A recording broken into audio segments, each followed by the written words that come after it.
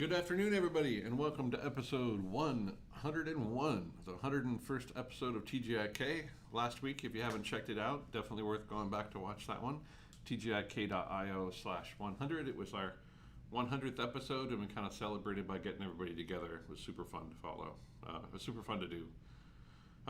So this week, I'm actually going to keep going with the Grokking series. I'm going to keep going with the API server, and I got to warn you, I've been thinking about this one this week, and I realized there is a lot to cover in the API server. There's a ton of stuff that, obviously, because it is like central to the whole machine, there's just a ton of stuff that the API server does.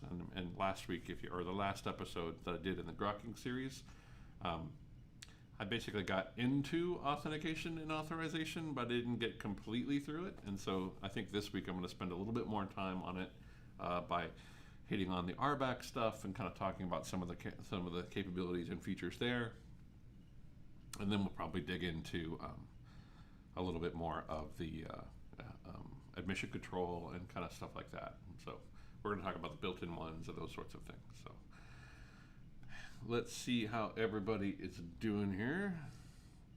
Who do we have with us today? We got Waleed. Good to see you. I'm glad you're here at episode 101 as well, from the eastern province of Saudi Arabia.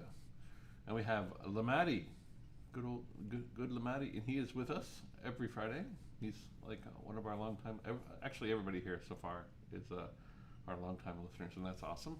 We got Rory from the Scottish Highlands. Thank you, Rory. We have Suresh Fishnoy from Hamburg. I'm laughing because Rory is actually from a town in Scotland that I promise I will like absolutely slaughter if I try to say it. But I look forward to catching him at the next KubeCon, where he can instruct me on how to actually say it correctly. So that'll be fun. We got Olav from Copenhagen, Denmark. We got Ramesh from here in SF. Philip Martin from Paris. Maybe it's Philippe Martin. We got Marcin from Krakow. We have George, who will be helping us with notes and things like that. That's awesome. Good to see you, George. And we have a huge thanks for the Grokking series. Thank you. I'm glad you like them. I've really been enjoying doing them. It's a pretty fun series for me. Again, I'm looking off to my left here because that's where the pop out for the chat is. Bjorn from Germany, and we have you from Perth, Australia. Hope you're staying safe out there.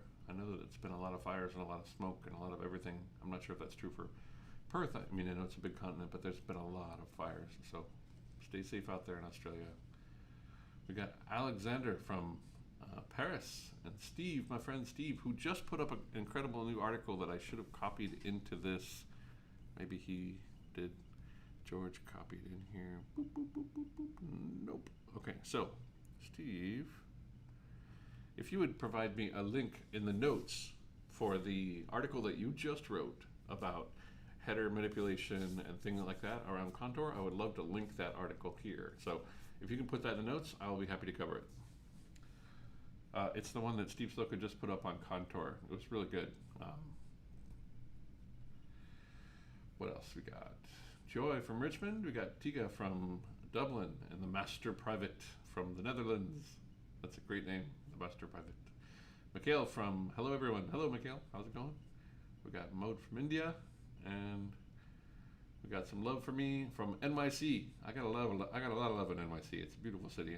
I'm on all the way opposite coast, but I really want to get back out there more often. We got Andrew Kim saying hello from Toronto, and Peter from Sweden.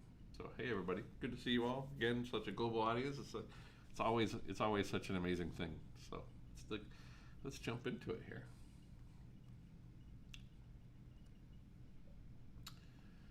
Let's change our view, and all right. So this week's notes, as usual, are up at tgik.io/notes. So if you have notes or you want to keep them, this is where you can put them. Really good stuff in here. And let's kind of dig into what's happening. An exciting one, super exciting in my opinion, is this has actually been in the works for some time. I've kind of been waiting for this to happen. So it's finally completed, and it is the Kubernetes community is announcing a bug bounty program, which is really exciting, and it was announced this January 14th. Not a lot of action yet, and we'll look at to see where we can see that action here in just a minute. But it is now open. So there's a really good proposal for how to. I mean, they cover like basically how they picked the vendor, what the working draft of components are in scope. A lot of good information inside of here around how can you, as someone who understands Kubernetes, explore the idea of getting paid for exposing an issue, a bug that might be high value, and we'll look a little bit more into it. So what's in scope? Bug Bounty covers code from the main Kubernetes organizations on GitHub, as well as continuous integration, release, and documentation artifacts. So if you were to find a way, for example, to inject code into an artifact or materially change an artifact or documentation that is hosted on the Kubernetes website, that would be worth a bounty. And a lot of that, and same thing for just the way that the system itself interacts. So as we get into it, we'll cover a little bit more about what's happening there. There's some really great links in the talks and the frameworks and the hardening guides about how to tools that are used to kind of define what a secure cluster might look like. And there is already an existing process for filing a bug or actually communicating with security at kubernetes.io directly if you feel like you have found an issue that is a security related issue. Yeah, and we're pretty clear in the documentation here, in the existing process documentation. In fact, let's just go there real quick. So the vulnerabilities, if you find a vulnerability with a component within Kubernetes or in the way that Kubernetes components themselves interact, this is the process through which you can do that. And they do actually cover what a vulnerability is and when you should report it. And they also cover a very important detail, which is that the public disclosure timing is going to be negotiated between the Kubernetes product security committee and the bug submitter. So we really do appreciate, the careful handling of vulnerabilities. There are a lot of people who are out here who are running Kubernetes. So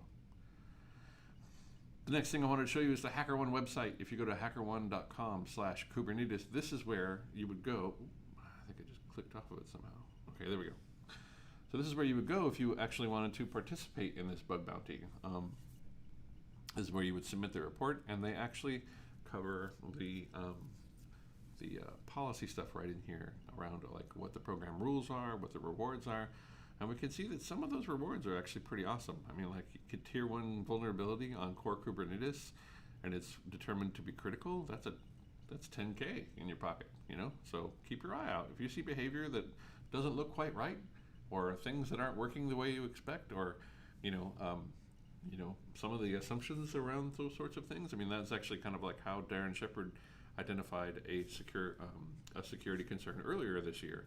Was basically in his interaction with Kubernetes, like, this seems weird that it's working this way, and that turned out to be like a pretty interesting exploit. So, keep your eyes out. Pretty cool stuff. Let's go back to, give me 1 second here. There we go. We got Lawson joining us from Morocco, and Mambo from Virginia, and we have Martin from the Netherlands. How you doing, Martin? Good to see you. So this is actually a thing that I was super impressed by. George, who is our moderator here, he actually put up a tweet. I think he expected to put this up kind of earlier in the closer to the new year, but I thought this was really great, so I wanted to share this with y'all. So this is actually a view into the Zoom meetings for Kubernetes, and this is really fascinating because if you think about it, this is a distributed company, a distributed culture, however you want to consider it. I mean, there are people from around the world that are working on upstream on Kubernetes in the community and on different projects. And what this represents are the meetings that are related in the year, over the 12 months, of people who have actually interacted using Zoom to further the project one way or the other, whether that means it's a community meeting where people are talking about stuff that's happened, or whether I think this actually also includes things like SIG meetings, right, where we have people in different parts of the world. Maybe George can correct me on that if that's not correct, but I think that's the whole shoot and match, everything that we have on Zoom for those sorts of things. But what was neat about this, I thought, was this last number right here, right? Which is where we look at the the number of clients, which I thought was pretty cool. So we got a little over 53% Mac, which isn't too much of a surprise. Lots of folks use Macs out there for development. We have 26% Linux, which blew my mind. I'm like, this is so cool, right? Like, because unequivocally, this is Linux on the desktop. These are people running like I am running Linux on the desktop to operate Zoom. And I was like, how cool is that? 26.8%. That's huge. Yeah, it's mostly SIG meetings, by the way. So, and then we have 12.2% Windows. And so I just thought statistics-wise, that's a really fascinating statistic. So we have a whole bunch of meetings in SIG cluster lifecycle. We got SIG release, SIG storage, Sarah Natovny, contributor excellence. There's a bunch of other information in here. So I thought this was really exciting. So definitely worth chatting about. What do we have up next? I want to make sure I go back here. So the next one up is stuff from the now monthly Kubernetes community meeting. Code freeze is coming up. Docs will be completed and reviewed on March 16th, and Kubernetes version 1.18.0 will be released on March 24th. So we're already working on 1.18. I'm amazed by that. I actually have a little poll for us, just out of curiosity. I know I use it on Linux all the time as well. Of the people here in the chat who are operating Kubernetes, I want you to put the version of Kubernetes that you're operating into the chat. Could be 1.16, 1.17, 1.12. Don't be shy. Just put it in there. If you're operating Kubernetes, put it in there. I'm just curious, like, how many people are actually running, or what version of Kubernetes are you actually operating? And if you have multiple, put multiple in there. I'm curious to see if folks have made the jump to 1.16. You've made the jump to 1.16, Martin Borgman. If you're in 1.10 or below, you don't want to teach. Oh, George.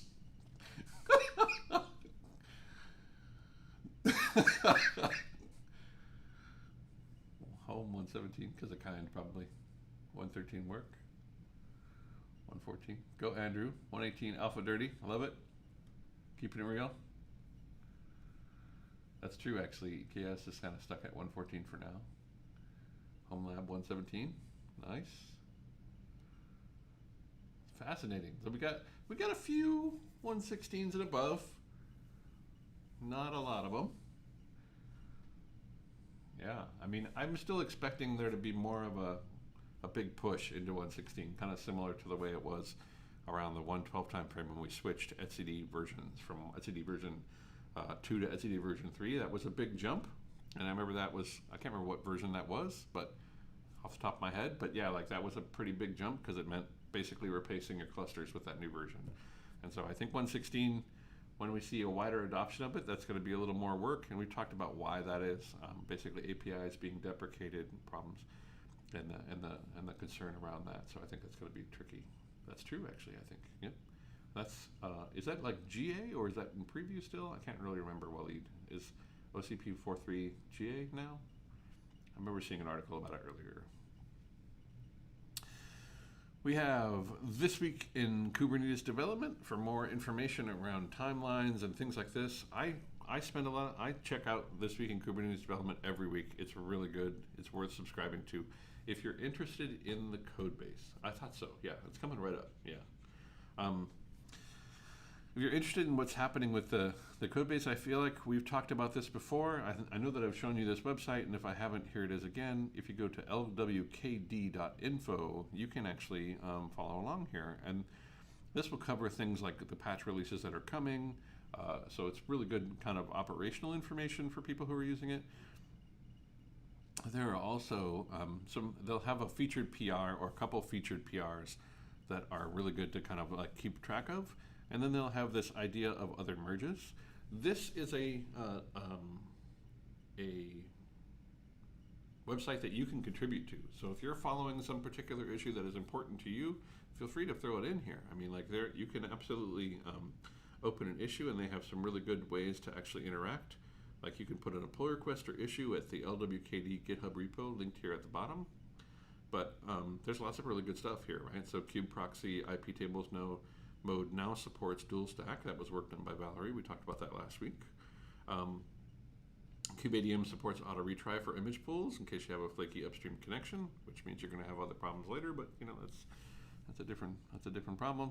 You got set provider ID for cloud node even if errored, which is good.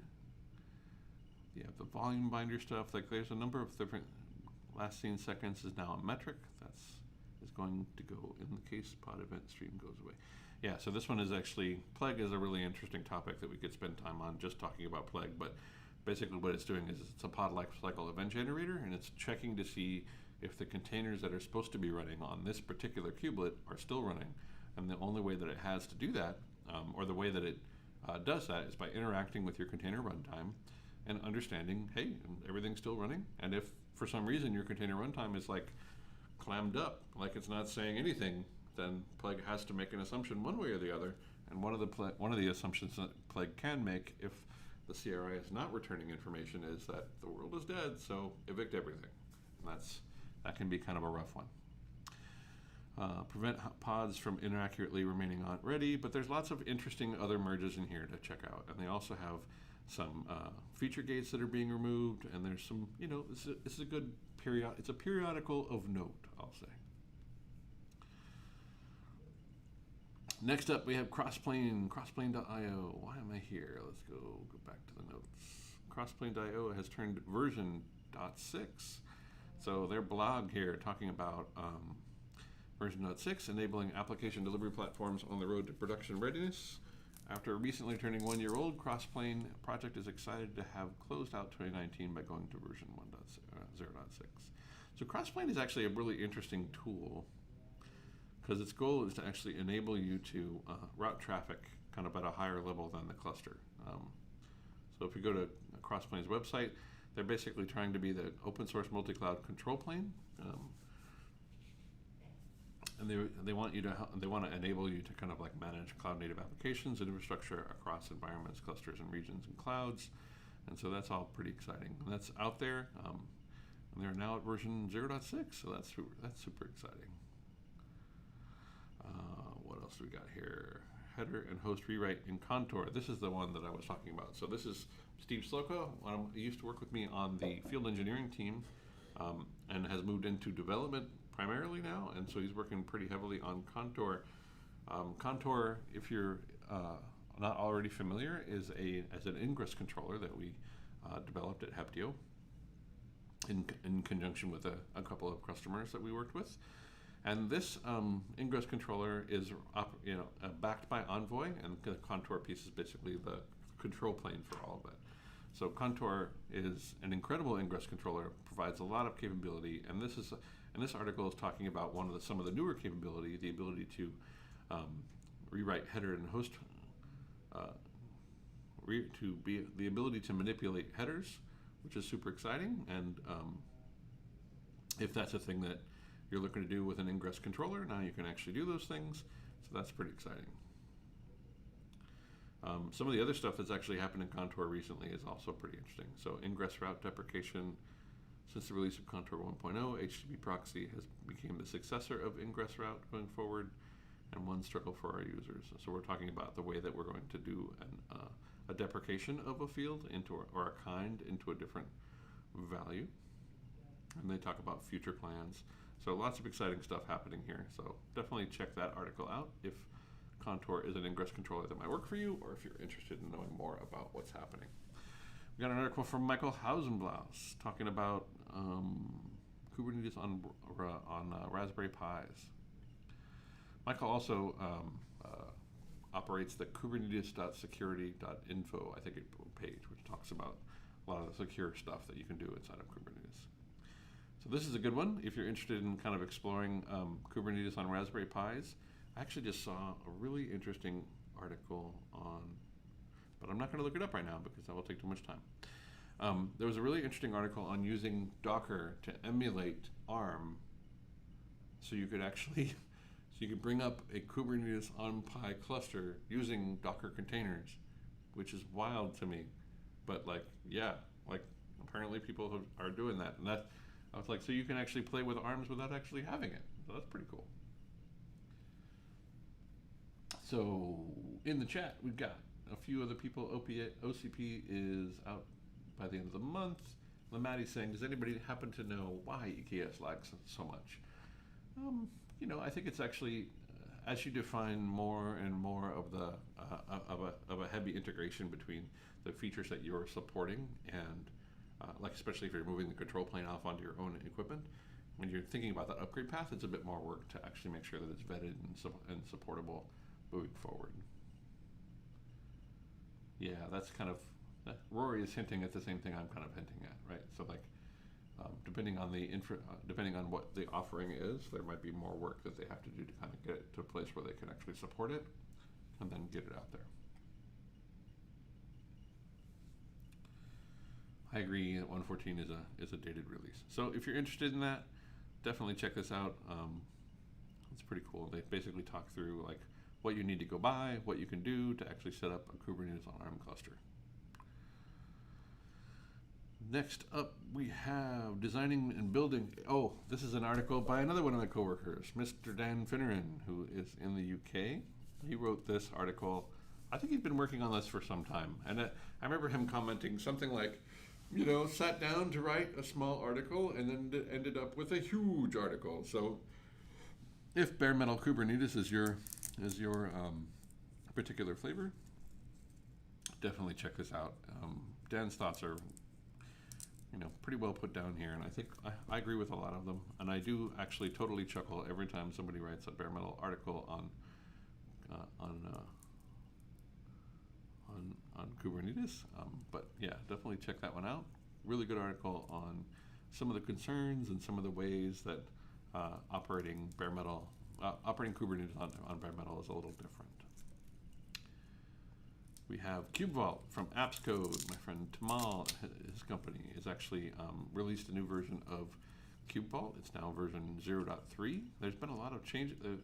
I've seen some change lately from Apps Code. They're like reformatting or refactoring some applications to make them more usable for people. So that's always great. What this is going to do is it's an operator to support Vault on top of Kubernetes. So it's a way of just agnostically supporting Vault on any Kubernetes cluster rather than actually having Vault kind of outside of that. And they do offer commercial support. So what you're doing, so if you're looking to deploy Vault within your Kubernetes clusters and actually use Vault to integrate your secrets or credential management, this is a great way to go about that. I think I covered this in an episode called Keep It Secret, I think, but if I didn't, I'm pretty sure I did. This is actually the tool I was using to deploy Vault inside of Kubernetes. So definitely check that one out if it's interesting to you. The last article for the day is Coober Naughty by Jay Noller. This is diagnosing and chasing Kubernetes Coober Naughties. I don't think I could say that 5 times fast, but it would be fun to try. So we got an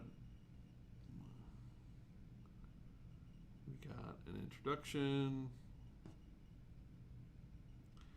They are a program manager at AKS, working on the Azure Kubernetes system. This means a few things.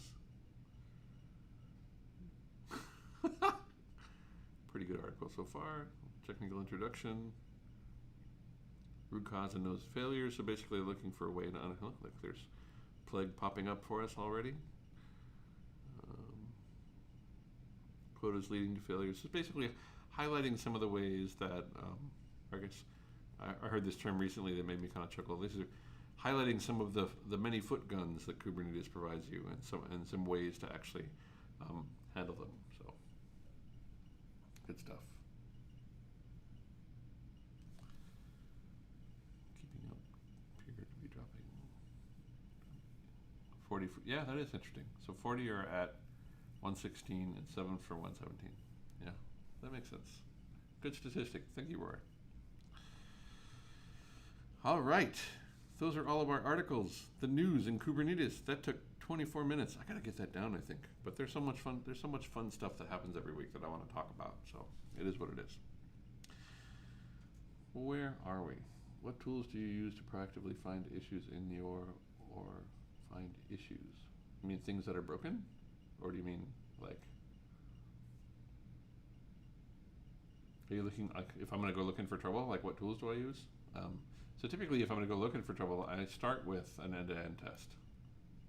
Yeah, so I usually start with like something like Sonobuoy. I'll run a Sonobuoy scan against the cluster and kind of understand if everything's working correctly, which makes a ton of sense if you think about it, because Sonobuoy scans are basically running an end-to-end test that is used to actually validate the code that makes up Kubernetes. And so if you have a way of actually scheduling those tests over and over again, now some of them are somewhat resource intensive, but you can actually be very atomic about what tests you're running. So depending on like what features or capabilities within Kubernetes are super important to you, you can kind of write your own end-to-end tests that are actually validating just those particular features and then returning the results of those over time. So I will start with an end-to-end test and make sure that like everything's working the way I kind of expect, and then proceed from there. The other thing I might do is, obviously, I think that there a lot of components use events to signify things that are working or not working. And so, like any Linux system, I think having being able to go to the logs or understand those things is important. And the last one I'll call out, because I think it's obviously super important, is metrics. So being able to alert on and be able to have an understanding of where to go and look for the behavior of particular metrics as it relates to the Kubernetes platform over time is also a pretty killer one, right? Because then you can go to Prometheus or your Grafana instance, however you've got it wired up, and take a look at how the general system is operating. So if I were to go that route, I would kind of start at etcd and work my way up the stack, right? So it's etcd healthy and happy, connections are good, you're not seeing like a lot of I/O weight or anything else like that. Then I move on to the components themselves, and then I move down into, or then I move on up to what's actually happening with the deployments and those sorts of things, and that's where those events kind of come in handy. That would be generally the approach that I would take.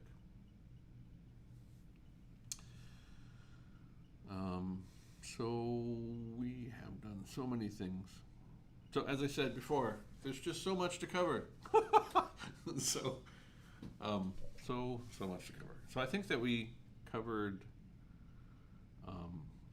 authentication last week, but I did want to share something with you because I found it really fascinating, and so I'm gonna bring this up and we'll play with it here. Boop, boop, boop, boop, boop. Everybody can see that, I hope. Not too small. All right, good. Create cluster. Yep. Clusters. Docker PS. Nope.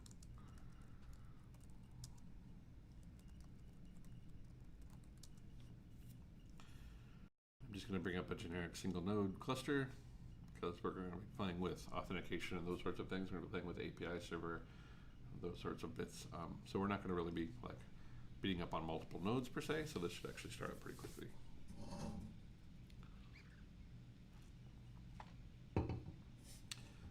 Thank you for your kind words, Bjorn. I appreciate it.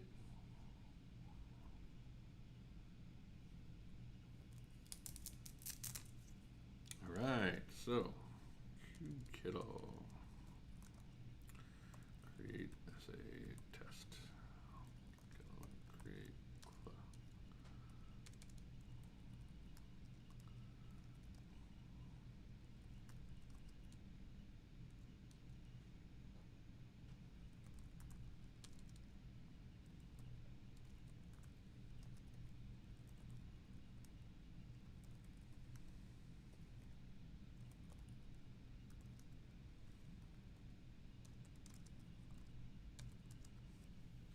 So what I've done here is I just created a service account called test in the default namespace, and then I created a cluster role binding assigning test to the service account a cluster role of cluster admin. And now I'm going to do a little script called create kubeconfig. And you can look at that script, but basically what it's doing is it's going to create a kubeconfig for the service account that I point at. So I'll say test -n default test. We'll call it kubeconfig -test. Export kubeconfig equals kubeconfig -test. pods-a. So, and if I do kubectl auth can I list,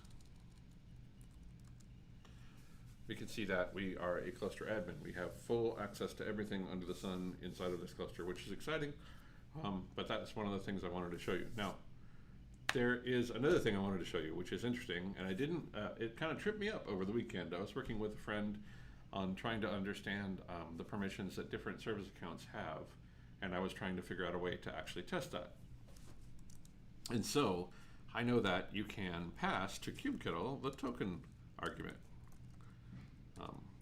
Dash token. So that this argument allows you to overwrite the token that is embedded in the header, right? So if I were to do kubectl get pods dash v10 grep bearer dash I bearer 2 and 1.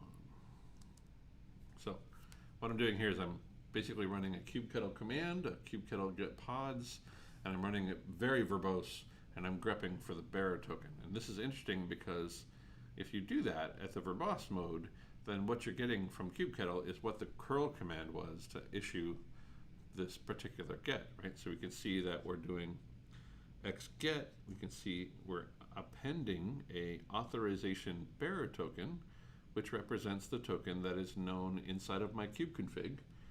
And then we're specifying the IP address of the API server, and we're giving it the API path that we want to get. So we're going to get 500 pods back by default. Really cool thing. I think Kelsey Hightower turned me on that one first time.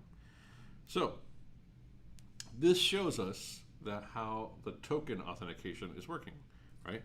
If I were to go ahead and unset my kubeconfig, and I do the same command, but without that, I'll see that there is no bearer token. And that's because I'm using certificate auth by default. So I kubectl config view minify. I can see that under my user, the thing I'm actually using to authenticate to Kubernetes, I have client certificate data and client key data. So this is actually the way that I'm authenticating to the API server by default, is by using a certificate. Now, for the fun part.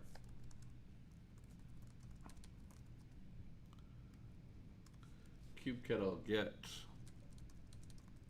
sa-n kube system. There was, for a time, I think it is probably still true, for a lot of you, so bear with me. There's this role, this cluster role aggregation controller, right? And what I wanted to do was actually determine what permissions this cluster role aggregation controller has inside the cluster. Or, for example, if I wanted to just go through all of the system service accounts inside of the kube system namespace and understand what permissions they might have, how could I go about doing that, right? So one way that I could do that would be to kubectl get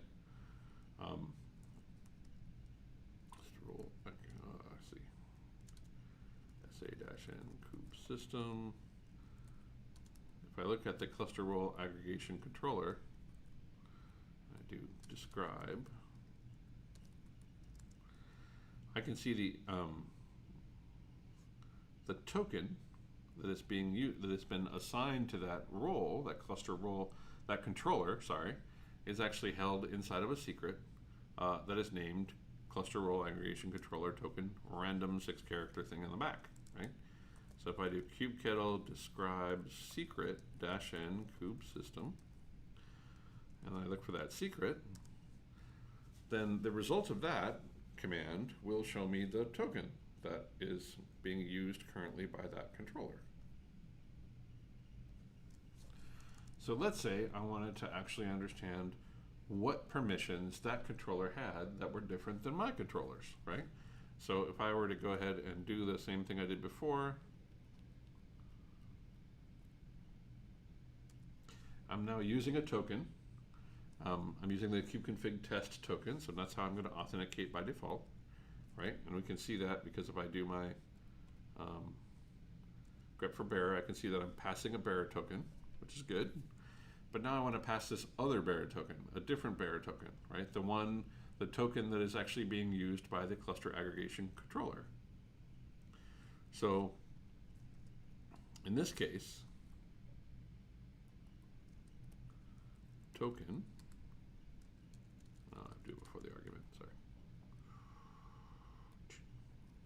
Token equals,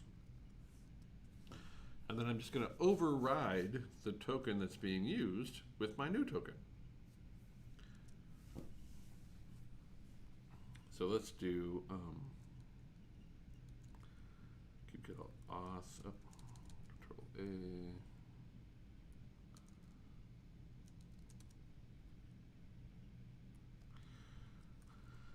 Auth can I list.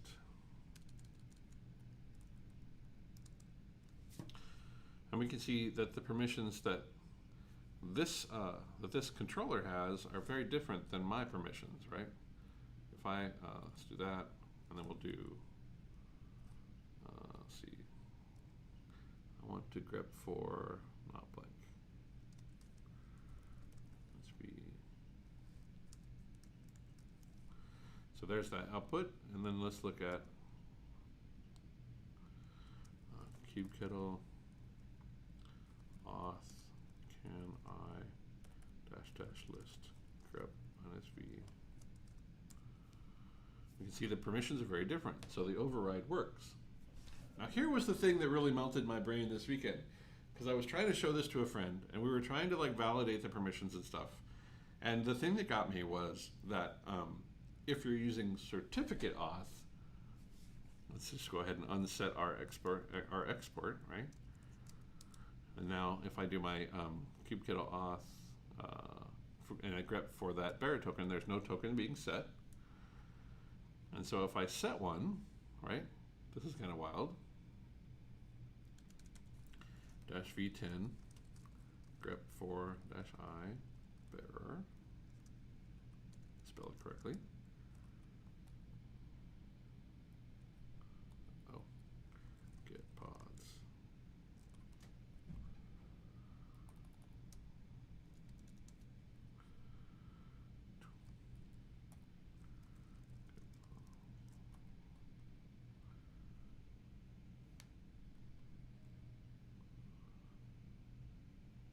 So you can see that the token is being populated inside of the, oh, that's why, because I didn't pass the two. All right, and one. So what's happening here with this little thing? Most of you probably already know it, but if you don't, what's happening is I'm taking the standard error output, that's what's represented by this 2, and I'm appending it to the standard out, and that way I can actually grep it. Kind of a neat thing, right? So I can see that the token is being sent, right? And so that's a good thing. So now the token is like being sent, but I'm still using certificate auth.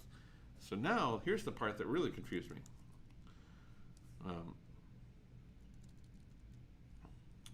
Auth can I list -- list grep to, I'll get rid of that B10.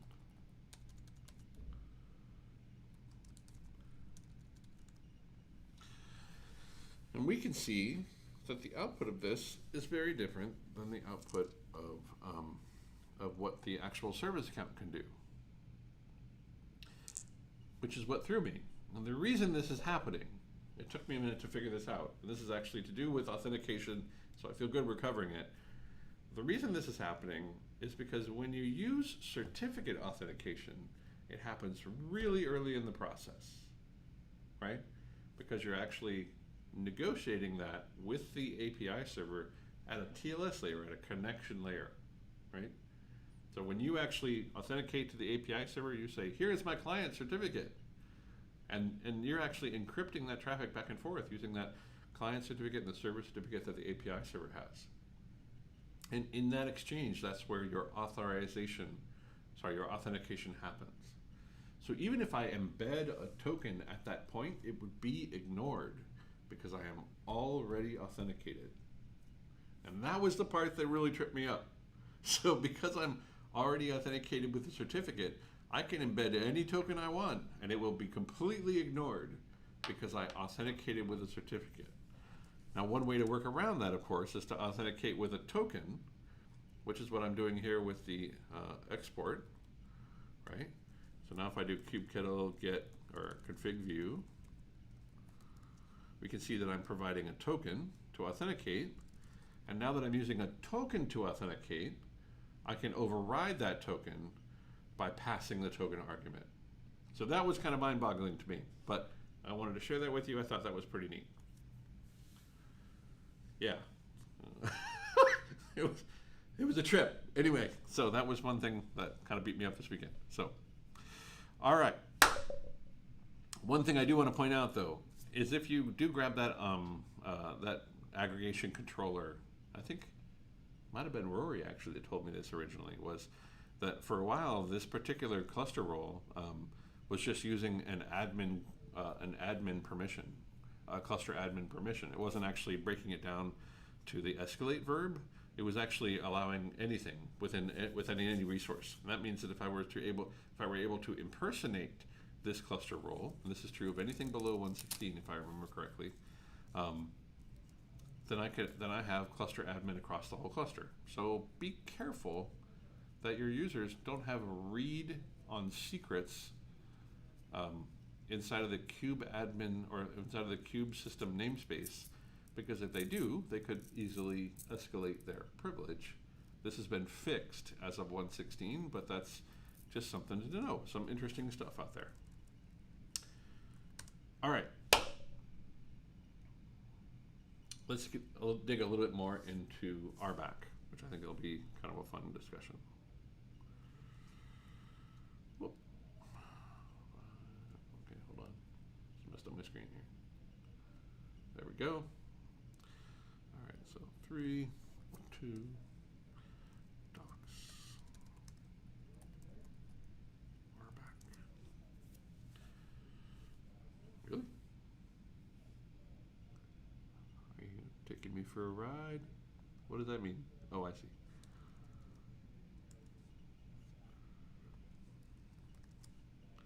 I think that link has recently changed.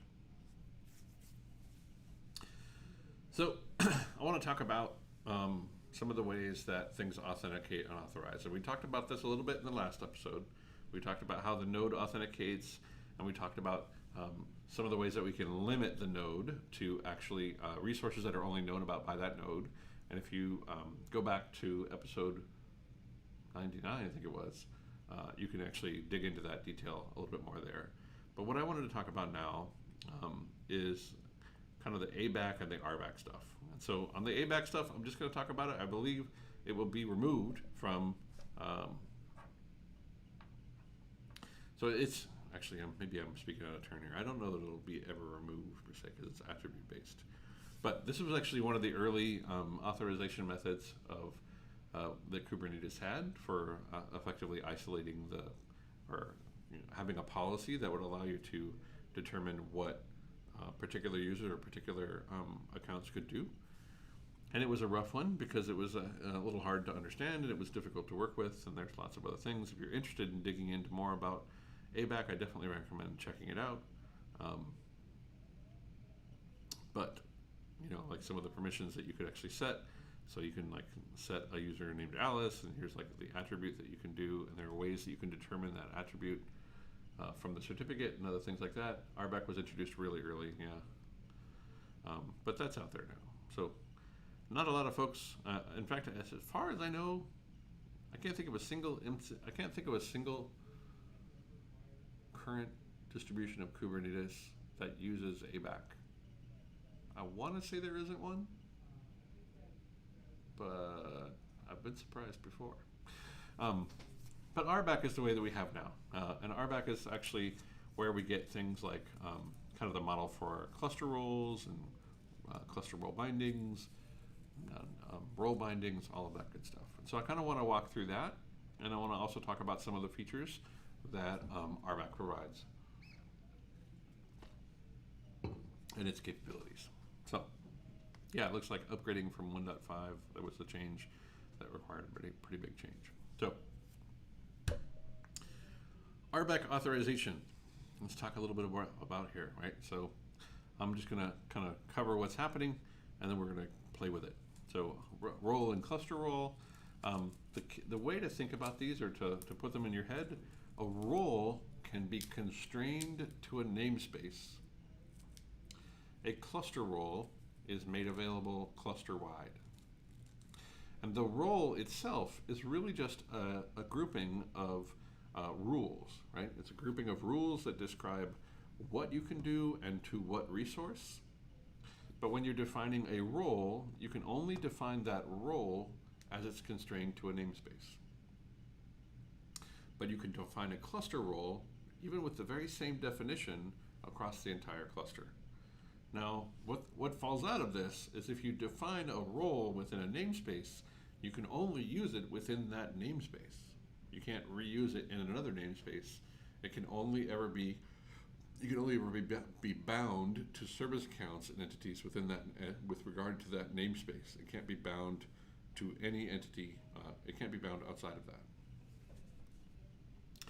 To give you a practical example here, kubectl create role test -n default. Oh. And then we'll say resource equals pos, and then verb get.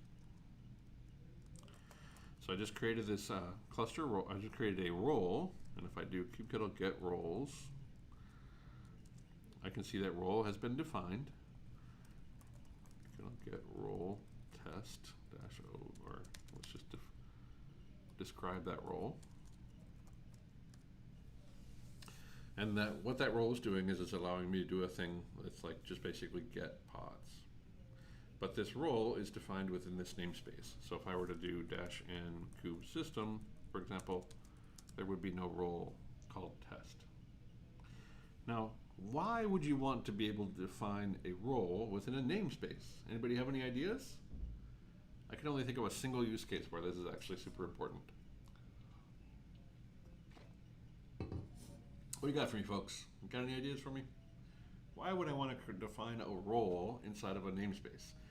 The other side of this is, like, if I define cluster roles, then I make those roles available for use, both constrained within a namespace or within something else. Oh, I think that's true, actually. Yeah, Joe, did he? On RBAC? So the reason I might want to define a role within a namespace is actually to allow for the administrator of a given namespace to define roles that are going to be associated with service accounts or entities with regard to that namespace that they are the administrator of, which is pretty neat. So that's why I might want to do it. If I define a cluster role, however, kubectl get cluster roles, grep -v begins with system. There are some default ones that are defined within the cluster. We have view, we have edit, cluster admin, and admin. These are the default ones. KindNet is actually put there as part of the Kind network that's deployed inside of Kind. But these other four are generically applied and created within the cluster when you do the install. And these are made available cluster-wide. So I can bind an admin to a given namespace by using a role binding, or I can give cluster admin level permissions by defining a cluster role binding. So very similar to roles defined at the namespace scope or roles defined at the cluster scope. You have cluster role and role. That's the same thing you have as the binding itself, the way that you actually apply that permission to a user. Describe cluster role view. So this permission, the view permission, is meant to be kind of a read-only view. That is a reasonably secure implementation of view that can be scoped to a namespace. So even though it's defined as a cluster role, you can actually constrain a user to this role within a given namespace by defining a cluster role binding. So kubectl create sa view, kubectl create role binding, view default. cluster role.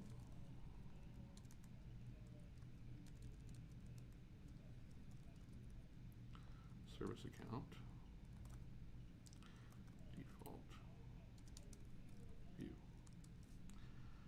So now I've created this new service account and this new permission. And now if I do it as, now if I do kubectl get pods, or get, as, this is another permissions thing, super useful to actually interact with. System service account default view. Let's do config view. Let's do auth can I dash list. And we can see that the permissions are that view permission set, right? So same thing that we saw before. So this allows me to impersonate a user. That's what dash as is allowing me to do.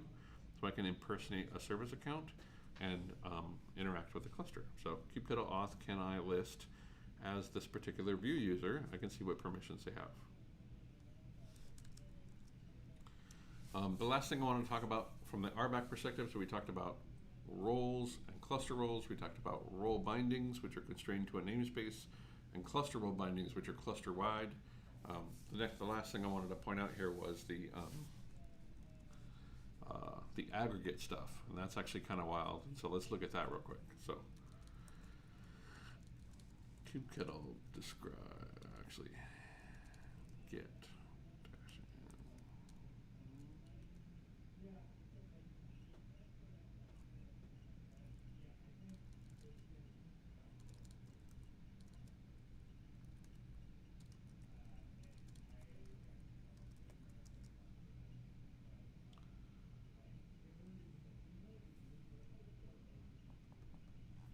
So what this allows us to do is it lets us define this aggregation stuff up here at the top, right? So if I do, I'll just a less, I guess aggregation rule comes before API version, but whatever. So this aggregation stuff up here at the top, the aggregation rule, allows us to define ways that the permissions that are defined, or the rules defined within this particular role, can be used by other entities, right? And so this is actually defining, if you see the label, match labels, RBAC authorization cades.io aggregate to view as true, then I want you to take the rules that are associated inside of that other rule, or inside of that other role, and bubble them up under this particular permission set, which is wild, right? That means that if I defined some subset of rules, I could aggregate those rules up.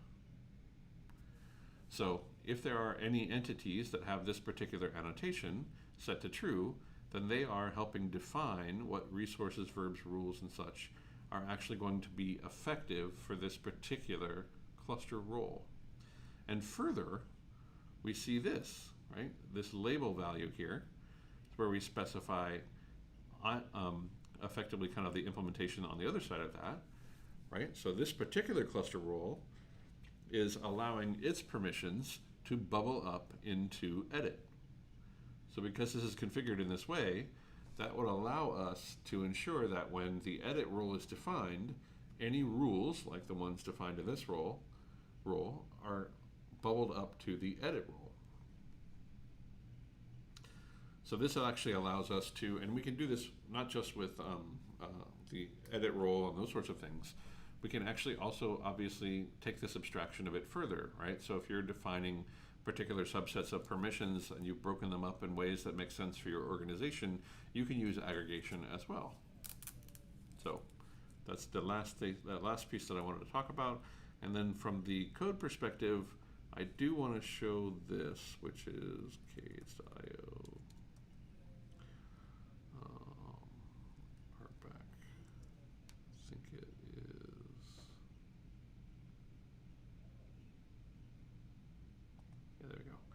There's this thing called Bootstrap Policy. So if you're curious about like how this is actually, what the effective permissions are for things at different versions, you should definitely check this out. and they're broken up into different categories. This test data represents the effective permissions that will be applied to your cluster, right? So if you're gonna if you wanted to understand what I was just referring to earlier, right? So if we look at the controller roles and we do a search for Control F, aggregation controller. So this is the system aggregation controller. Here's where we're defining the verbs. We can see that it's actually constrained only to those things that it needs. But what if we looked back at 115 here?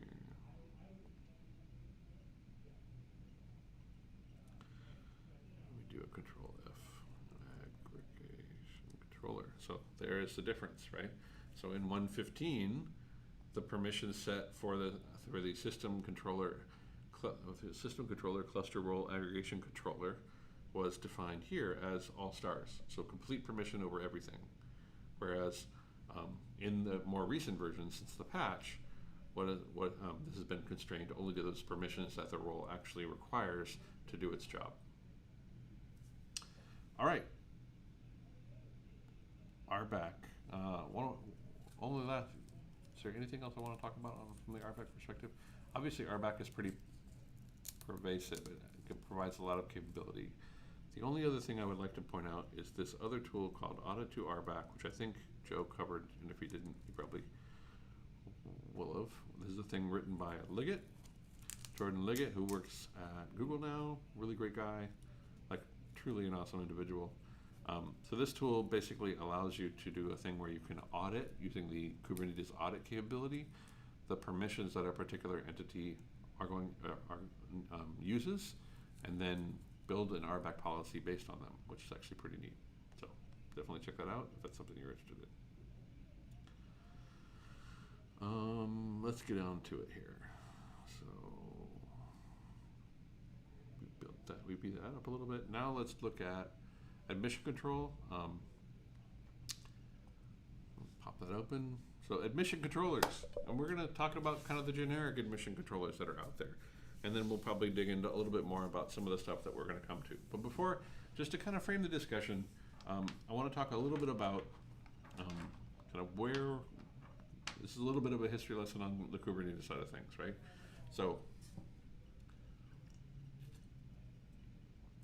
initially, the approach to defining admission controllers was to actually define those controllers individually as we found value in what they were being defined as, and we can like go down here and see kind of the list of plugins that are enabled by default. So like we built the namespace lifecycle admission controller, the limit ranger, service account. There's a bunch of other controllers that are running, and these all run in the controller manager, right? So as you enable or disable these are going to run inside the controller manager. They're built-in admission controllers, and this was the pattern that we developed inside of the community for managing admission over time. And so as time went by, we created more of them, we deprecated some, etc., etc. But in that process, we realized, you know what, this should probably be something that's a bit more generic. Like there's no reason per se that everything that somebody would want to do at admission should be defined in something that is going to be run by the controller manager per se, right? Like there's no reason to actually have that code be constrained to the core code base that Kubernetes provides. We should provide a greater functionality than that. We should provide the ability for users to define their own admission control or their own business policy as it relates to objects that are being submitted to the Kubernetes cluster. And that's where you get things, and then that's where you get the ability to actually define dynamic admission control, right? Which is this next section, which talks about admission webhooks, how to register them, some of the behaviors around them. And I believe there has already been an episode on dynamic admission control, and if not, then I'll probably do one after I get done with this whole series. But dynamic admission control lets you define what that controller logic looks like and what business logic is important to you. Some examples of dynamic admission control are things like OPA's Gatekeeper, which is a great project that's out there looking to kind of replace PSPs and some of the other kind of dynamic admission control stuff that you might concern yourself with. But for the longest time, we didn't have dynamic admission control. I can't actually remember when it was introduced at this point. Yeah, it looks like 1.16 it was introduced. Oh no, 1.9 was when it went beta, and I'm not sure when it was alpha, but been around a while now. But now I think it's stable. It's actually V1 as of 1.16, so that's exciting. But back to admission controllers, because they're still a thing. So even though we define them and we think that there's a better model for that using dynamic admission control, there are still a number of admission controllers that are going to be brought on by default or run by default within your API server. And it's a little tricky sometimes to determine what admission controllers are enabled for a given cluster. By default, you can see this in the log file for the API server when it starts up, but there's no endpoint that the API server expresses that allows you to poll it and say what admission controllers are running. So you can do that by looking at the default set and the configuration that you have for the cluster, right? So as long as you've got a way of understanding what the default set is, then you can see if somebody has actually enabled any. Let's take a look at our cluster as an example.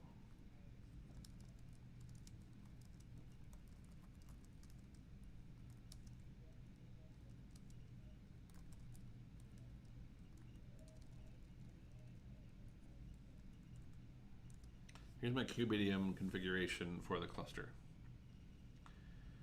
And this is a pretty stock kind of configuration for the cluster. I'm looking for the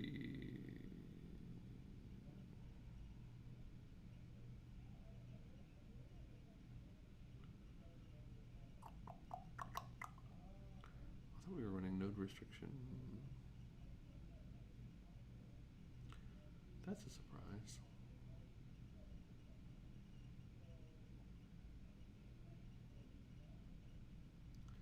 There's the controller manager stuff. KubeADM.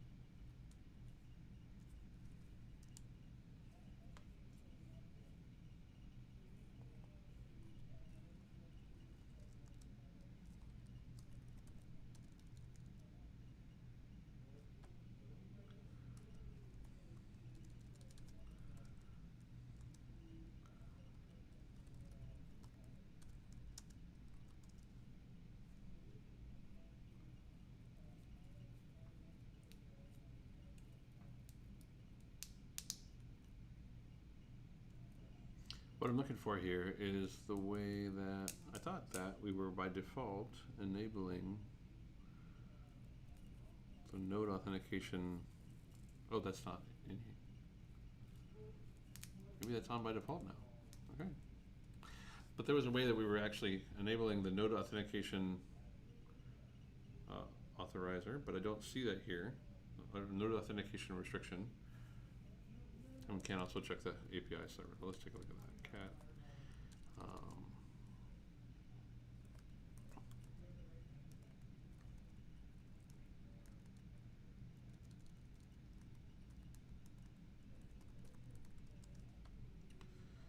So inside of this configuration, there's the admission plugins line, right? So this is the enable admission plugins, and this is going to add the node restriction plugin to the default set.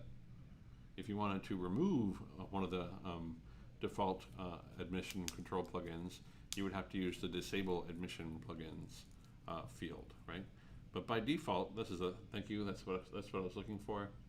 Is it Suresh? That was awesome. Is that you can actually see that we are adding the admission control node restriction, and we talked about why in episode 99. But yeah, so this is a way that you can understand like what admission controllers are running. So because of this, because we're adding one, we can actually see what one, we can determine what admission controls are running, because we know it's going to be the default set and this one, right? And so again, we can kind of go back to the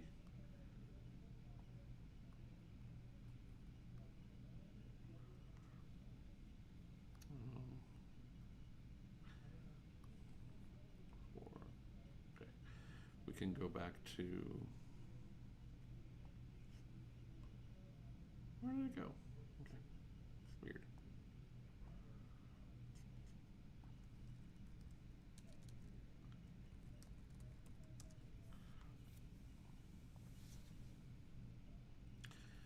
We can see the default set for the API server, and you can actually grep for this inside of the API server itself. So if you want, if you have the binary, you can just dump the output of help and grep for enable admission control plugins, and they are automatically updated in the documentation.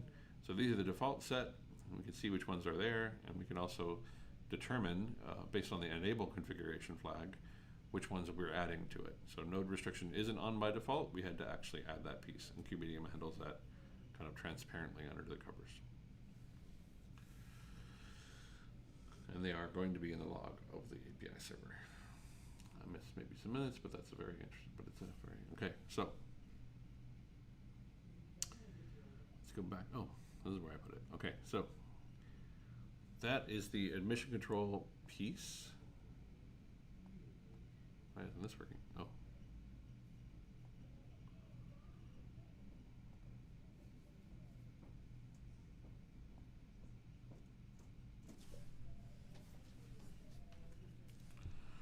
One moment.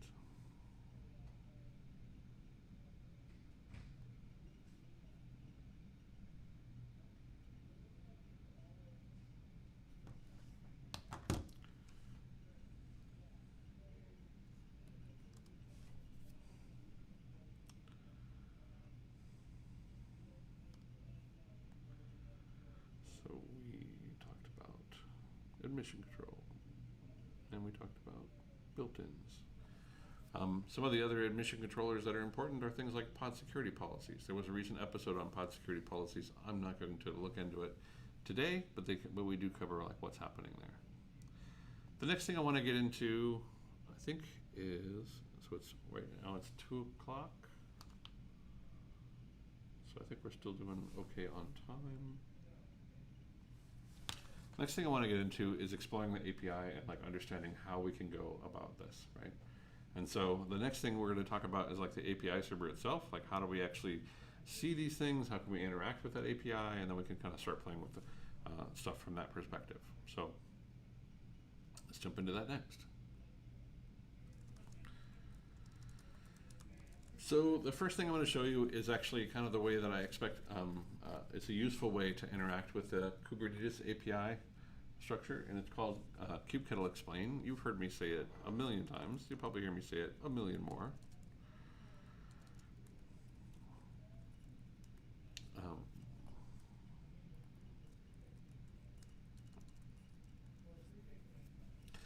So the Kubernetes API is laid out or explained by kubectl explain pretty well. So like if we were to pop this to less, for example, we can see a lot of information about all of the fields with regard to the body of the pod spec object right here inside of the explain output, right? So if I did kubectl explain pod.spec within the and then pipe that to less, then we can actually see what's going to be defined underneath the spec object inside of the pod object within the Kubernetes API, and what fields we have, and what the defaults are, and whether they are required or not. But there's a ton of information in here that describe like all the different things that we can define at a pod level for the entire cluster. And so if you're looking for a way to understand some particular feature or flag or field that has been defined within a particular pod, like you're saying, like, why, what does that do? You know, this is a great way to kind of ask that question and get a reasonable answer. But yeah, as the API continues to grow, as features and things like come along, overhead is a new one actually. It's alpha level in 1.16. But overhead is now like a relatively new feature, but it's already documented inside of the kubectl explain output, right? So a ton of this stuff, some of these are beta features, some of these are alpha features, but like it tries to do we try to do our best to make sure that all of the things are covered within the pod spec. So if you're exploring that object, that's one way to do it.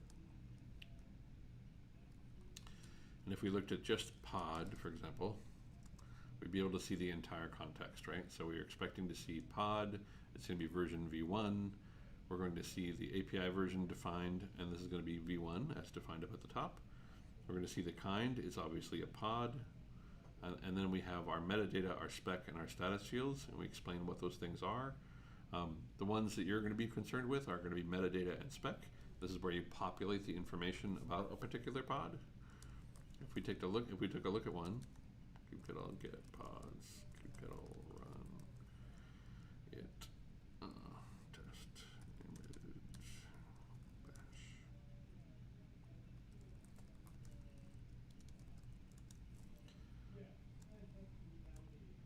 So here's my my little bash image, and so what I was using there to create the pod was actually just the kubectl run command. You could also use kubectl create.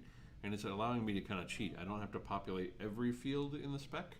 All I really have to populate is the image name, right? And nothing else, which is great. So if I do kubectl get pod -OYAML, we can actually see how the pod spec has been defined. So status, everything under status in the pod object, this is all going to be defined by the Kubernetes platform itself, right? It's going to populate conditions around this pod, what the image name was, the container ID that's running on top of that particular node where it's been deployed, what the image ID is, including the hash, which is great, so you can actually empirically get back the exact image that was used to deploy this particular thing, even though it's latest. What the host IP, what the host IP of the node running it is, and what the IP address given to it was. All that information is populated by Kubernetes itself. But above it, there are a bunch of defaults that are defined, right? So we have metadata. By default, when I do a kubectl run, it's going to populate this label set, and then it's going to go ahead and generate a name because it's part of a deployment. So that name is going to be generated by the deployment controller, or actually by the replica set controller. And then define the namespace, define the owner reference. This was actually deployed as part of a deployment. So we can see that the current owner of this pod was a replica set. If we looked at the owner reference for that replica set, we'd be able to see that it was owned by a deployment, etc. And then down here, this is actually where we defined our image. And then the rest of these fields are just populated by default when I use that kubectl run capability, right? So I specified I wanted stdn true, and I had specified tty true when I did -it. That's what these things are doing for me. But the service account that was mounted in automatically, that was all done by Kubernetes itself when defining the pod. DNS policy, these are the defaults for things, right? Whether we actually enable service links or DNS policy. The node name is actually populated by the scheduler, but I can populate it as well. It's within the pod spec. So if I wanted to schedule a pod on a particular node, I could just populate that node name myself. A bunch of these other things are just defaults. So these objects,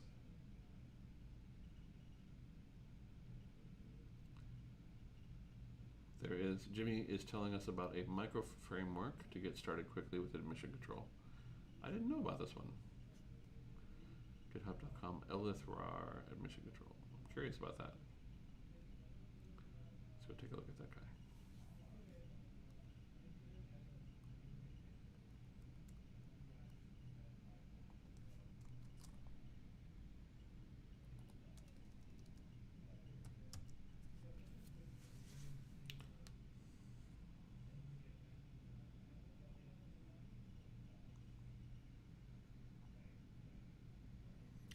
There are actually a number of things out there to solve this problem. I'm curious how this one differs.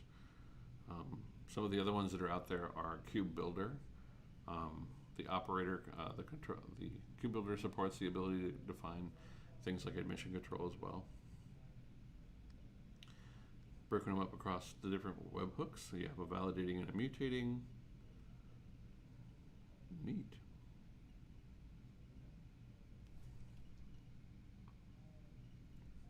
provide you some framework around how do you define things that you care about, and how do you like limit them or constrain them. That's neat. This would be kind of a fun episode to do. Doing one on this.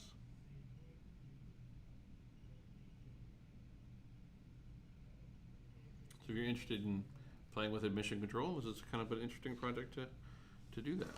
Doesn't seem too widely known about yet, 73 stars, but that is pretty neat. Thanks for sharing that, Jimmy.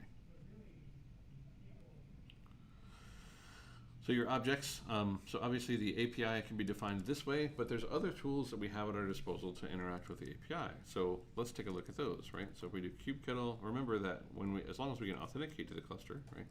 Get pods. We can also interact with the entire API structure, including kubectl get raw. And we can see this is actually just like as though I were curling the root of the API itself.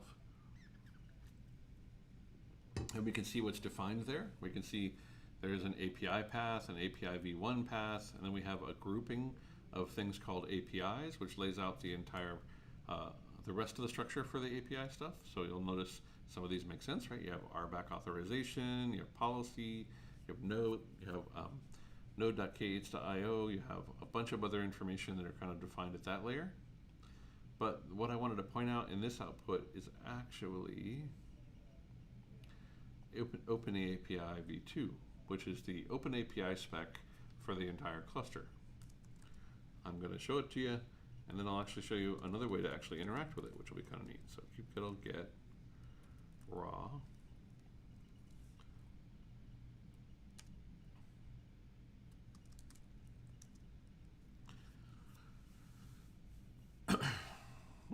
Okay, so obviously the API in its entirety is exposed in this way, right? So you can actually see what things are, what a particular path, in this case API's batch. If you do a get, it'll consume input in the form of JSON, in the form of a YAML, in the form of a Kubernetes protobuf, the description of information to actually get, the operation ID, and then what it will produce. It will produce the output of either JSON, YAML, or Kubernetes protobuf, depending on what you've asked for it to return. The responses that you might get back from this call are 200, which means that it worked, or 401, which means you're not authorized. The schemes, it only supports HTTPS, and the tags are batch, because it's actually part of the batch API. And so this is actually a pretty good way of also kind of exploring the API. And then one of the things I wanted to show you was there is this tool. Let's see, where do I have it?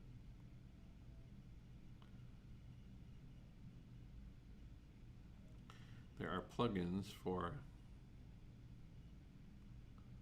I might have removed it. I think I did. So there are plugins for your browser that allow you to, hi Jimmy, good to see you. And I'll talk about those in just a minute, Suresh. So there are plugins for your browser that would allow you to explore the OpenAPI document, as long as you can point to one, right? So there are definitely tools, and I think, let's just look this up real quick, because I remember this being super valuable for me, so it might be valuable for you. Extensions.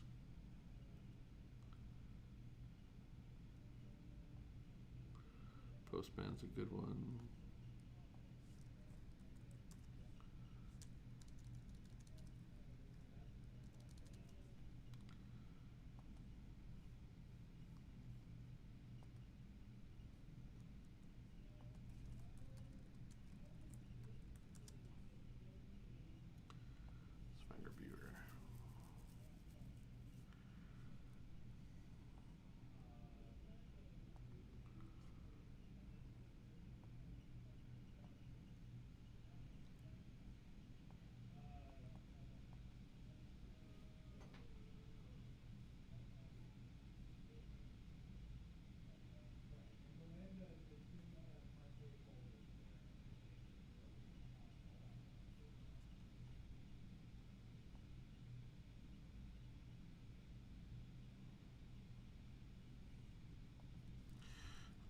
So let's jump into our terminal again. We'll kubectl proxy. We'll do 127.0.0.1 8001. Now we're just browsing to the path. So we have our Open API v2 here. This should be the entire Swagger document. New convert. Just waiting for it to load here first.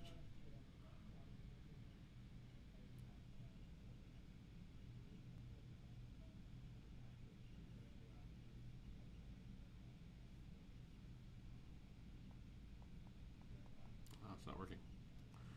Fun stuff when plugins don't work the way you expect them. Anyway, you can grab a plugin that will actually allow you to work with Swagger, and it will actually give you a really good interactive view of how the system works. Unfortunately, this isn't working for me, but you get the idea. Like if you actually had a tool that actually allows you to interact with those things, that is one way that you can kind of get there.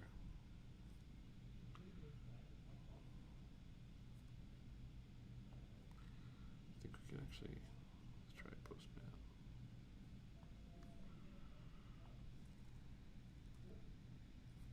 I'm not going to spend any more time on it, but you get the idea. If you have a Swagger document, there are tools that are out there that will allow you to kind of explore that thing more interactively. Unfortunately, this does not seem to be one of them on Linux. So I'll go ahead and drop that.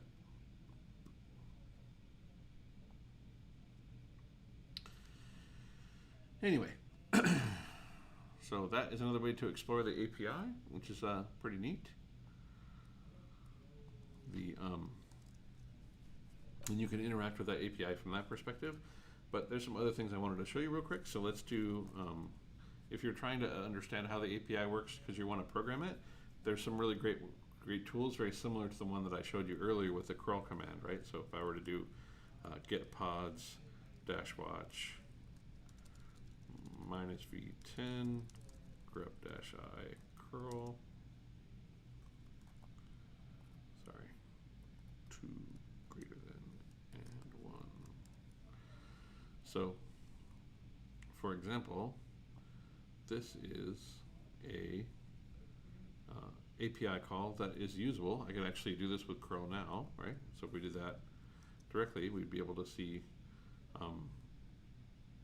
pods changing. So if I were to split this horizontally, and then kubectl delete pod, right? We can actually see the watch happening up here at this particular layer, right? And so the neat thing about this is if you're looking for a particular path, if you can craft that path using kubectl, then you can determine what the arguments in the body of text are for the whole thing, right? So if, for example, I wanted to do kubectl get deploy test-oeml, flag that is going to be going away soon, test YAML, then I'm going to go ahead and change the name of it.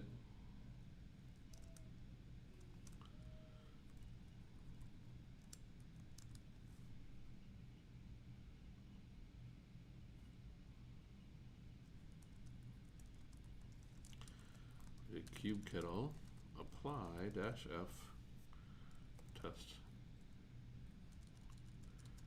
.yaml -v10 2 greater than and 1 grep -v curl.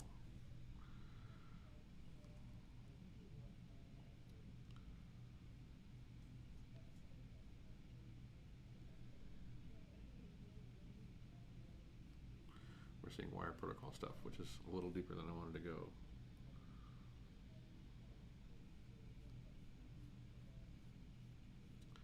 But we can see what's actually being passed up, which is kind of neat.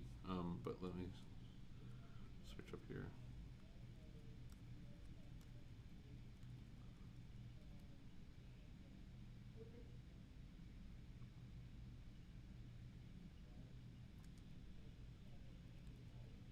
Why didn't that work?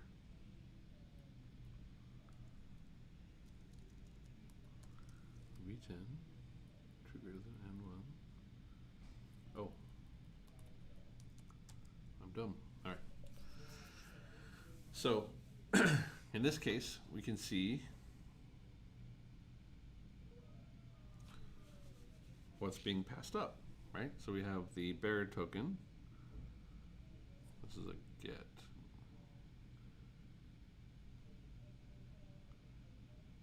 There's the patch. Let's do kubectl delete -f test.yaml.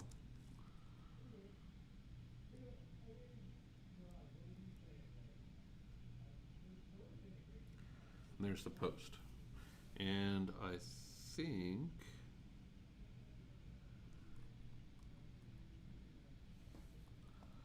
that's A4.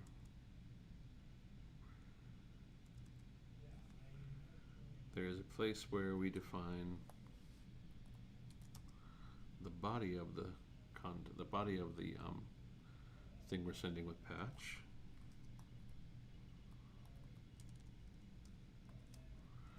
So if you wanted to, there we go. That's the response body.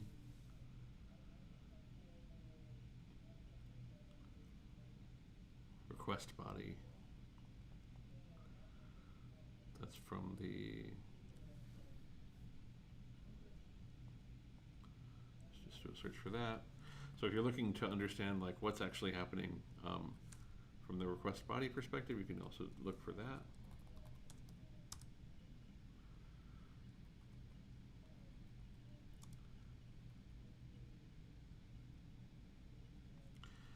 So this is the request body that was encoded up into, that was sent, right? And so we can see that it's actually just JSON, and it's in the form of a JSON deployment specification, and only contains everything that we had inside of our actual deployment specification. So if we stripped a bunch of this stuff out, we'd be able to see that what was being sent was significantly less. And so this is the content that this is the way that we can interact with the API server. We don't necessarily have to use kubectl. Obviously it makes it a lot easier for us.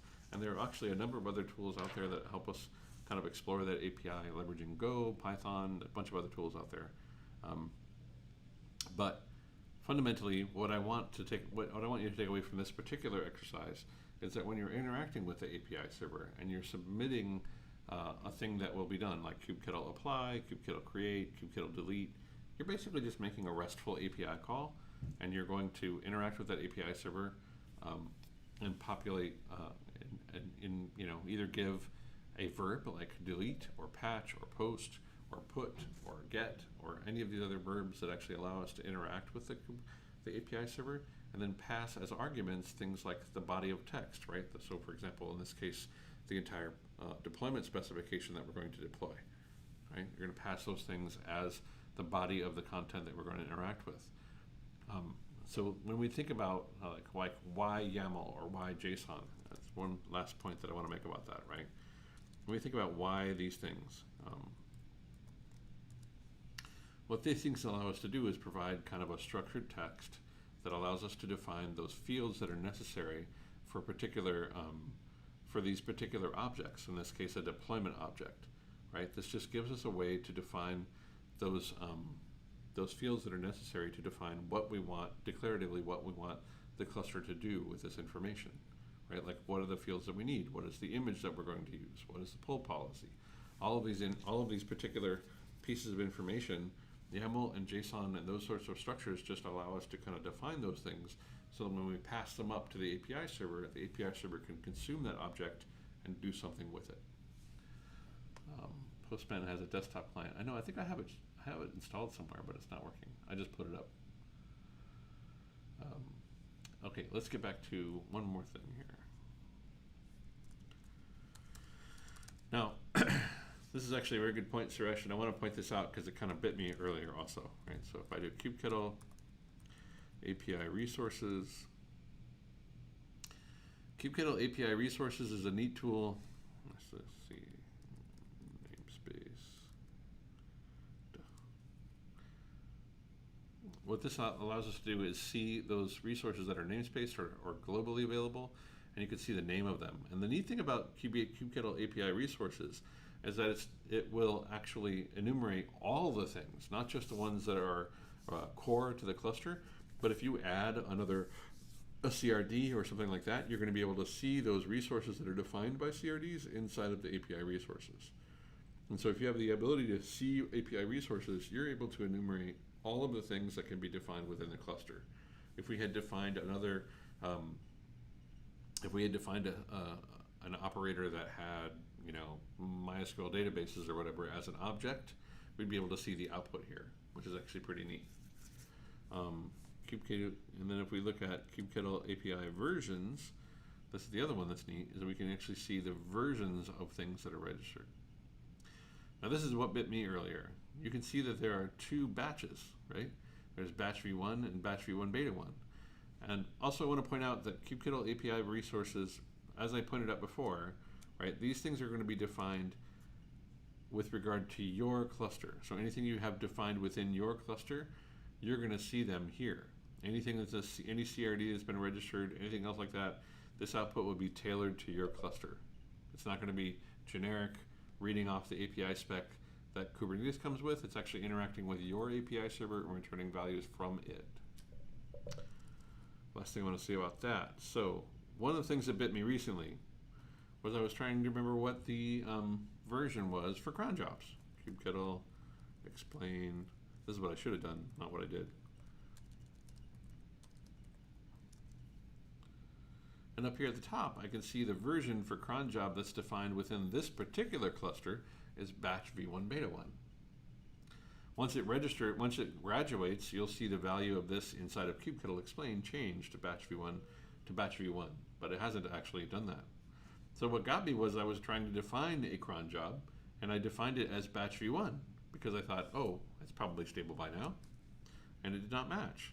So there are ways that we can interact with the API server to determine that. We can use kubectl explain, simplest, to see the matching between the kind and the version, right? So even though we can determine all the resources, the resources don't show us a mapping to version. And we can determine the versions, but they don't show us a mapping to resources. How do we actually get that mapping in a way that's viewable? The easiest way is to do it with kubectl explain. Some of the other ways that you could do that, we'll get raw APIs batch. So we can interact with the API directly, right? Kubectl get raw APIs batch, pumping this to JSON just to give us a pretty output. And then we're going to patch and see what's underneath v1 beta 1. And we can see that cron job is defined there. Right, so the resources that are defined underneath v1 beta 1 are cron job, the kind cron job, and kind cron jobs. And underneath v1, we have regular jobs. Jobs have actually graduated to stable, but cron jobs have not. And that's why there are two different paths. So that's kind of the API piece that I wanted to show. So exploring the API, there's lots of tools that you can do it. You can explore the, do I actually have? No.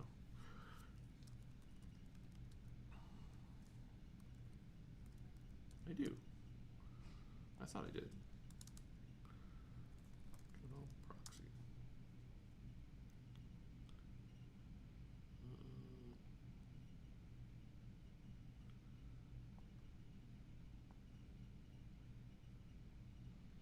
So you can actually use tools like this one, right, where we can actually load,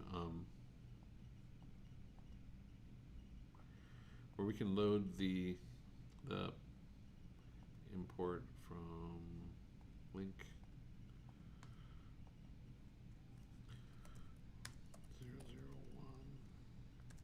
8001 API. Quick, remind me what the path is. Open API v1. Get raw. API v2.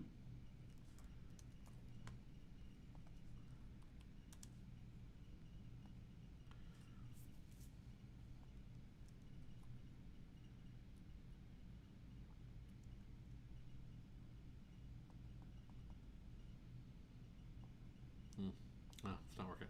But we can use tools like this to actually explore the Open API spec directly, or the Swagger document directly. We can use curl, we can use kubectl, we can use kubectl explain. There are lots of ways to interact with this API and understand just what capabilities we have. So where does that leave us on the notes? Let's see.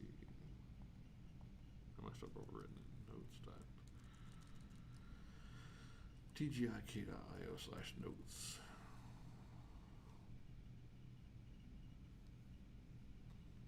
That's talking about the API server, exploring the API. We talked about kubectl explain. We talked about open API stuff. Ooh, deprecation docs.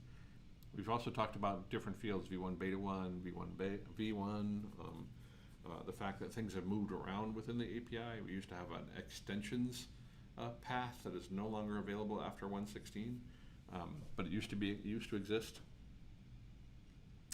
Deprecating part of the API, this is a really important one to know if you're actually working with Kubernetes. Deprecation is going to continue to happen, and it's probably going to be a little bit more rigid than it was before, right? So before, we kind of let everything deprecate, but we left it all in a usable place all the way up until 1.16, and then we just ripped the Band-Aid off, and we took all of the APIs that had been deprecated up until that point, and we turned them off, right? Because they were deprecated for long past their validity, and that means that things that were like, extensions, v1 beta 1 deployments, no longer a thing, right? It's going to be apps v1 apps v1 deployment now, right? So those sorts of things. We talked about that in a previous episode as well. But if you want to understand more about how deprecation works and what that capability is, definitely check this out. Because it's definitely explained like what the expectations are. This gets into the contract around it. It's really good to understand how this part of it, how this process works, so that you're making sure that, like, say if you're using cron jobs, when do you have to migrate your cron job object from v1 beta 1 to v1 before, so that they continue to work, right? And you don't get bit by the problem that a lot of folks hitting 1.16 for the first time are going to hit, which is that, like, your Kubernetes API server is going to be like, I don't know what that object is, I can't apply it. And it's because that particular field, that particular path in the API is no longer available.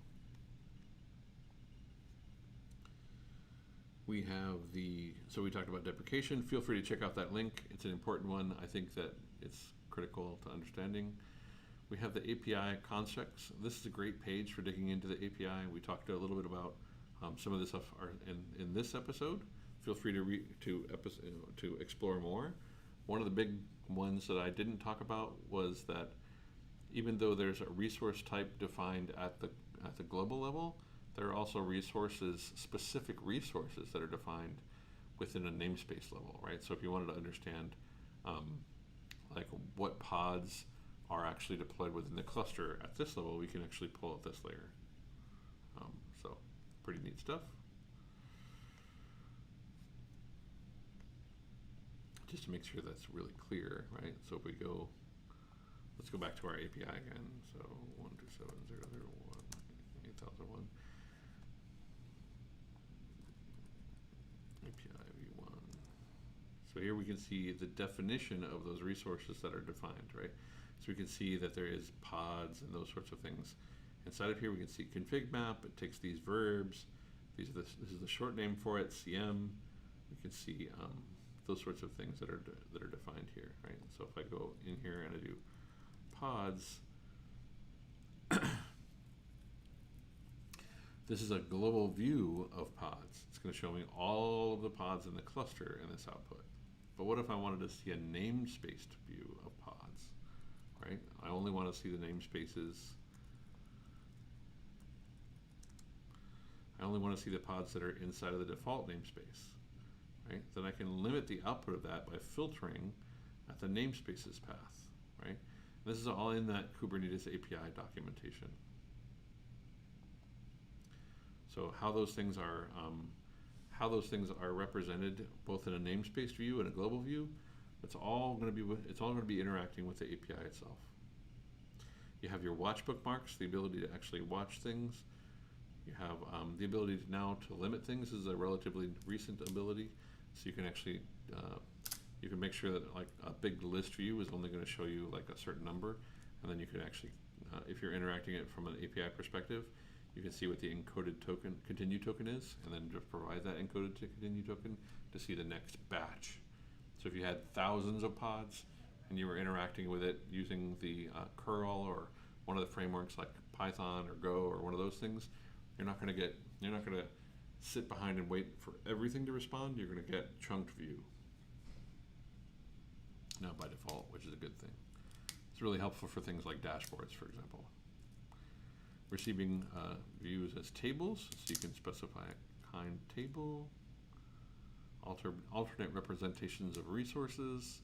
Do you want to see it as a protobuf?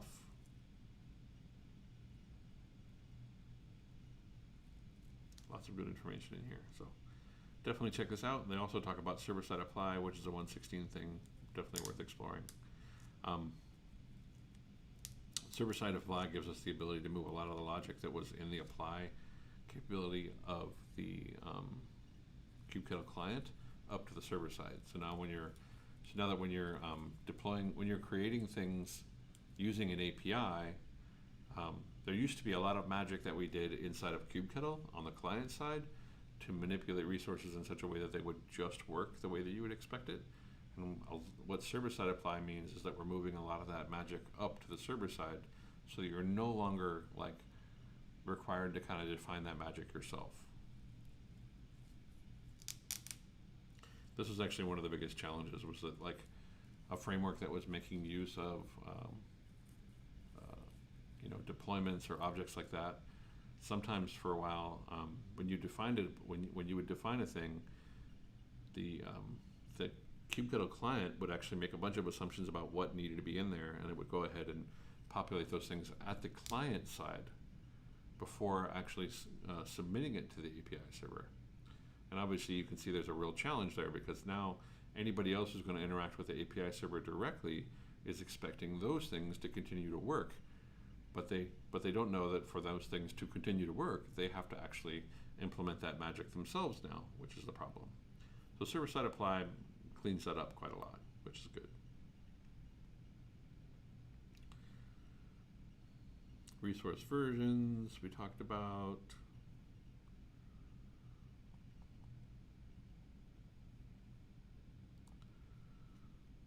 API reference documents. I'm going to leave this one till the next episode. We're going to talk about that one next time as well. And I think that, I wanted to get into this part of it as well, but we're probably going to beat up the API server for one more episode, and it'll be the next episode I do, unless I decide to do something else. As always, if there's something more that you want to explore, or some other piece of information, or some new project that is exciting that you want to see covered, make sure you can just drop a note there at TGIK. Actually, it's going to be, I should actually link that. It's a good point. So go to github.com, VMware Tanzu, TGIK. So inside of TGIK, there's going to be issues, and you can just open an issue if you see one that you want to see covered, or want to see recovered, or anything else like that. This is where we get a lot of our ideas for episodes. You can also reach out to me on Twitter, ask me questions, interact with me there, or on the Kubernetes Slack if you have questions. So thanks for all your time today. That was a great episode. I hope that you found it useful. I really enjoy these things, and I will see you next time. Thanks, everybody. Good to see you, Steve. And thanks, Martin.